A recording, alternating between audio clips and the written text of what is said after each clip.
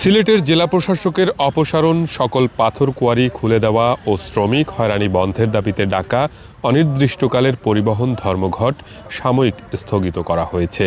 পরীক্ষার্থী, বিদেশ যাত্রীদের সুবিধার্থে এবং পুলিশ ও প্রশাসনের অনুরোধে ধর্মঘট স্থগিত করা হয়েছে। সিলেট বিভাগীয় সড়ক পরিবহন মালিক শ্রমিক ঐক্য পরিষদের ডাকে আজ মঙ্গলবার সকাল ৬টা থেকে এ ধর্মঘট শুরু হয়। বাংলাদেশের একমাত্র স্মার্ট সিটি বসুন্ধরা এখন আরো নিরাপদ, আধুনিকতায় আরো এক ধাপ এগিয়ে। ৭.৫ ঘন্টা পর দুপুর ১:৩০টার দিকে ধর্মঘট প্রত্যাহারের ঘোষণা দেন সিলেট জেলা সড়ক পরিবহন, বাস, মিনিবাস, কোচ, মাইক্রোবাস শ্রমিক ইউনিয়নের সভাপতি মঈনুল ইসলাম। ধর্মঘটের কারণে মঙ্গলবার সকাল থেকে সিলেটের কদমতলী ও কুমারগাঁও টার্মিনাল থেকে কোনো বাস ছেড়ে যায়নি।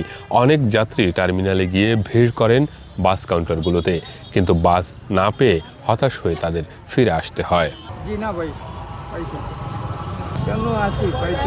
আমরা 4 জন মহিলা বা গাড়ি ভাড়া আমরা ধর্মঘট আমরা কিলান যাইতাম বা